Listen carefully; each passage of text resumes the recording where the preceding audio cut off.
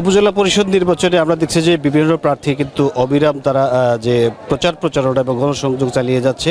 তো আমরা দেখছি যে তারাশের বিভিন্ন হাটে বাটে অলিগলিতে আমরা দেখছি যে প্রার্থীরা তারা ভোটারদের বিভিন্ন প্রতিশ্রুতি দিচ্ছে, ভোট প্রার্থনা করছেন। তো আমরা এমনই গণসংযোগ দেখছি বিভিন্ন জায়গায়। তো আমরা একটু কথা বলতে চাই এই মুহূর্তে যিনি তারাশ উপজেলা পরিষদের ভাইস চেয়ারম্যান পদে প্রতিদ্বন্দ্বিতা করছেন, আনোয়ার হোসেন খান, বাল্ব মার্কা। আপনি একটু বলবেন যে আসলে আপনি ভোটারদের কেমন সাড়া পাচ্ছেন, আসলে কেমন আশাবাদী আপনি জয়ের বিষয়ে? আসসালামু আলাইকুম। সর্বপ্রথম আমি এশিয়ান টিভিকে ধন্যবাদ জানাই। আমি তারাশ উপজেলার সাবেক ভাইস চেয়ারম্যান, বর্তমান ভাইস চেয়ারম্যান প্রার্থী হয়েছি।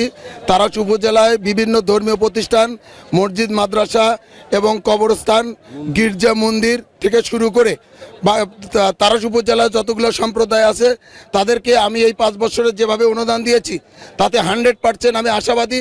এবং তারাশ উপজেলায় 8টা ইউনিয়নে, একটা পৌরসভায় যে গণজোয়ার উঠেছে, ইনশাআল্লাহ আল্লাহকে হাজির নাজির রেখে বলতে পারি এই গণজোয়ার আমাকে কেউ ঠেকাতে পারবে না।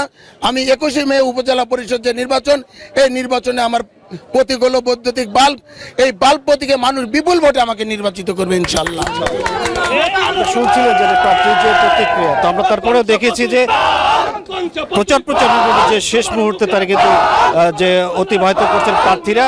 তো আমরা সাধারণ ভোটারদের সাথে কথা বলেছি, তারা যেটা জানিয়েছে যে এমন প্রার্থীকে তারা চান যেন তাদের পাশে থাকে এবং উন্নয়নের সাথে সম্পৃক্ত থাকে, এমন প্রার্থীকে ভোট দেবেন। তো সিরাজগঞ্জ থেকে এই ছিল আমার কাছে উপজেলা পরিষদের প্রচারণার সর্বশেষ অবস্থা।